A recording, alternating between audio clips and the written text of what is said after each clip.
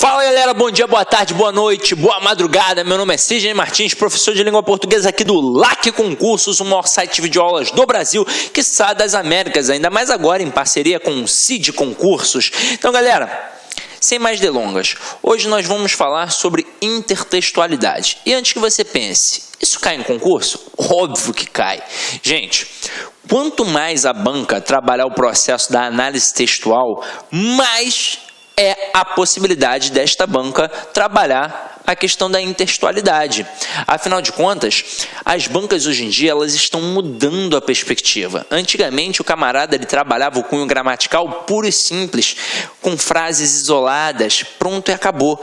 Cada vez mais hoje em dia a gente trabalha a gramática atrelada ao texto. Então não é a frase solta, é a frase dentro de um contexto determinado, ou seja, além de fazer a análise gramatical e a análise sintática, a gente está levando em consideração a análise semântica, uma análise textual. Então, a gente tem de entender que a intertextualidade se fará presente, principalmente na banca FGV. A banca FGV adora, mas isso não significa que o CESP não trabalhe, não significa que a Sesgran Rio, que a ESAF, que a VUNESP, que a Exatos, que a SME, que é a Fundação João Goulart, não vai trabalhar. Ou seja, a intertextualidade é algo muito presente. Por exemplo, se a gente for pensar então nos vestibulares, os vestibulares trabalham direto, demasiadamente a intertextualidade, porque gente,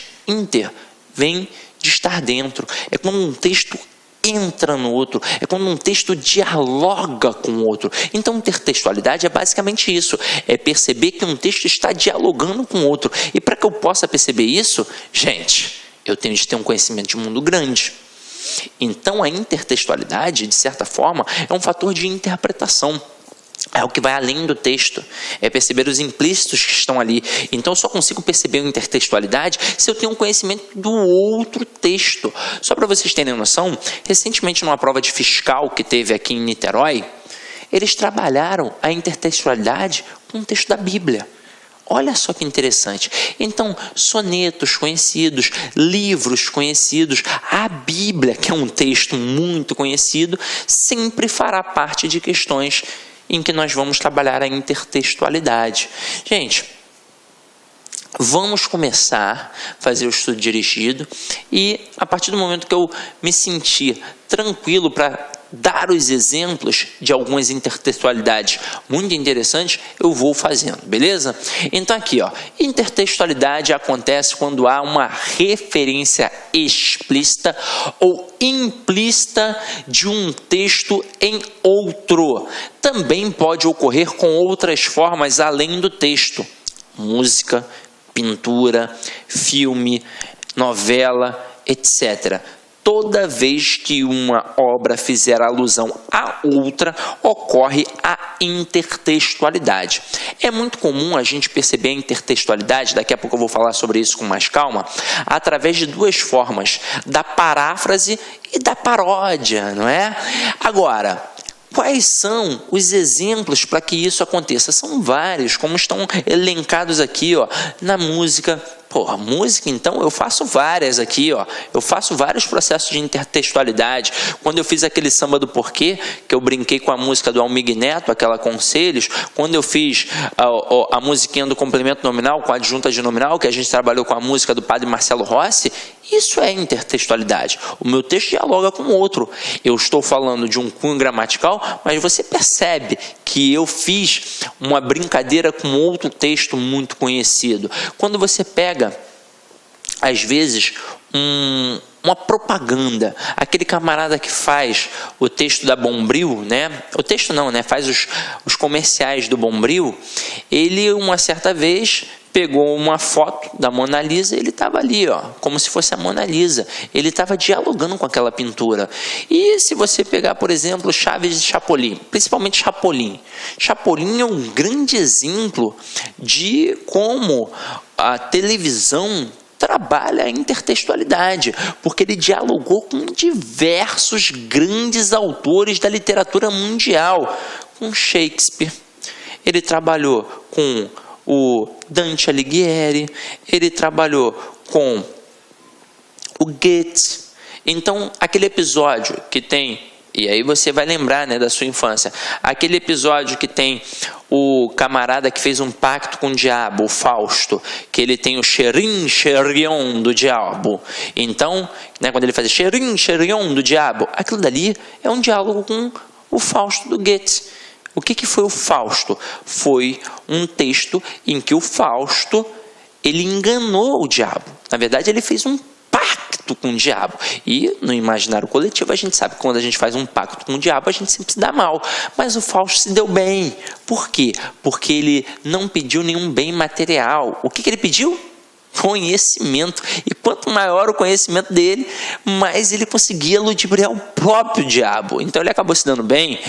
O Chapolin brincou lá com o Don Quixote, né, do Cervantes.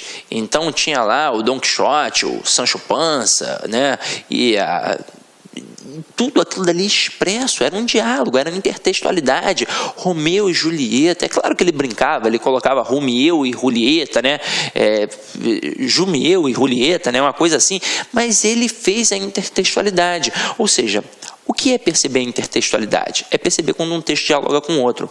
A gente tem alguns grandes exemplos, só que a gente só vai perceber se a gente tem o conhecimento daquele tipo de texto. Por exemplo, o Grande Sertão Veredas, do Guimarães Rosa. Ele, em determinado momento, faz uma referência, uma alusão à Divina Comédia, do Dante Alighieri, em que ele diz que o personagem, o Guimarães Rosa diz que o seu personagem está dentro do funil do capeta. Como é que eu vou perceber essa intertextualidade? Só se o meu conhecimento de um mundo for amplo, o meu conhecimento literário for amplo e eu tiver um conhecimento sobre a Divina Comédia. Por exemplo, o que era a Divina Comédia? Era uma viagem retratada ali do Dante, através do inferno, do purgatório e do paraíso. E como foi descrito o inferno? Através de anéis que iam diminuindo de tamanho, ou seja, iam afunilando. E quanto mais fundo ali naquele funil, mais perto do corpo personificado do capeta o camarada estava. Só vou perceber essa intertextualidade tendo conhecimento de mundo. Agora, uma questão de concurso, o camarada coloca: espelho, espelho meu, há algum país mais corrupto que o meu? E ele pergunta com que tipo de texto aquele ali está dialogando. Notoriamente com o texto de um conto de fadas. Então é assim, é perceber essas nuances. Vamos lá, vamos cair para dentro, ó. Apresenta-se explicitamente quando o autor informa o objeto de sua citação. Num texto científico, por exemplo, o autor do texto citado é indicado. Já na forma implícita, a indicação é oculta. Por isso, é importante para o leitor o conhecimento de mundo, um saber prévio, para reconhecer e identificar quando há um diálogo entre os textos. A intertextualidade pode ocorrer afirmando as mesmas ideias da obra citada ou contestando-as.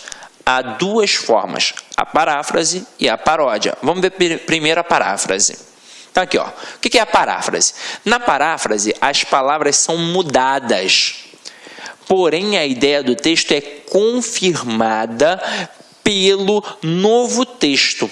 A alusão ocorre para atualizar, reafirmar os sentidos ou alguns sentidos do texto citado. É dizer com outras palavras o que já foi dito. Temos um exemplo citado por Afonso Romano de Santana em seu livro Paródia, Paráfrase e Companhia. A gente vai colocar aqui agora, ó. Então vamos lá, antes de falar sobre o texto, paráfrase, se você já fez uma faculdade, foi provavelmente o que você mais fez lá dentro da faculdade, quando você ia trabalhar em cima daqueles textos, e aí dependendo, é óbvio, da faculdade, algumas faculdades gostam mais de trabalhos autorais, mas muitas, eu posso até afirmar que a maioria, quase a totalidade, gosta mesmo de paráfrase, porque é aquele texto que tem um know-how, tem um prestígio, porque não foi você que está dizendo, né? Foi fulano de tal que está dizendo, foi o autor tal, então você vai e parafraseia. Ou seja, você praticamente copia o texto do cara, mas você não copia, você coloca com as suas palavras, você faz uma mudançazinha e aí fica bonito pra caramba, porque não é você que está dizendo, é o fulano de tal que disse, e você disse a mesma coisa, mas com outras palavras, ele acaba percebendo, ele leu fulano, ele está parafraseando fulano. Por exemplo, eu trabalhando um texto de língua portuguesa, teria um prestígio muito maior se parafraseasse quem? O Bechara. Então eu vou parafrasear quem? Vou parafrasear o Zé das Condongas? Não, vou parafrasear o Bechara, que tem prestígio dentro do ambiente acadêmico na área de língua portuguesa. Agora perceba aqui, texto original, isso daqui já caiu diversas vezes, e aí isso já caiu em prova de concurso público, isso já caiu em prova voltada para pré-técnico, já caiu em prova voltada para pré-militar, já caiu em prova voltada para concurso de vestibular. Então isso daqui, várias e várias vezes, é um texto batido. Minha terra tem palmeiras onde canto o sabiá, as aves que aqui gorjeiam não gorjeiam como lá. Canção do exílio do Gonçalves Dias. Todo mundo já ouviu falar nesta canção. Camarada podia passar o tempo todo na escola tacando bolinha de papel, mas ele já ouviu falar sobre isso. Aí aqui vem a paráfrase do Carlos Drummond de Andrade. Meus olhos brasileiros se fecham saudosos, minha boca procura a canção do exílio. Como era mesmo a canção do exílio? Eu tão esquecido de minha terra. Ai, terra que tem palmeiras, onde canto sabiá.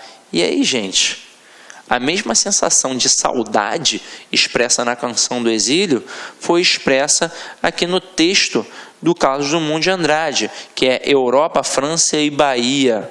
Então, meu companheiro, ele tinha tanta saudade, estava tanto tempo afastado que até esquecia o que tinha ali. Então, ele disse com outras palavras a mesma coisa, ou seja, ele enalteceu o quê? A saudade que ele tem da sua terra, assim como Gonçalves Dias. Agora vamos observar o que é a paródia. A paródia é uma forma de contestar ou ridicularizar outros textos, uma ruptura com as ideologias impostas e, por isso, é objeto de interesse para os estudiosos da língua e das artes. Ocorre aqui um choque de interpretação. A voz do texto original é retomada para transformar seu sentido. Leva o leitor a uma reflexão crítica de suas verdades incontestadas anteriormente. Com esse processo, há uma indagação sobre os dogmas estabelecidos e uma busca pela verdade real, concebida através do raciocínio e da crítica. Os programas humorísticos fazem uso contínuo dessa arte. Frequentemente, os discursos de políticos são abordados de maneira cômica e contestadora, provocando risos e também reflexão a respeito da demagogia praticada pela classe dominante.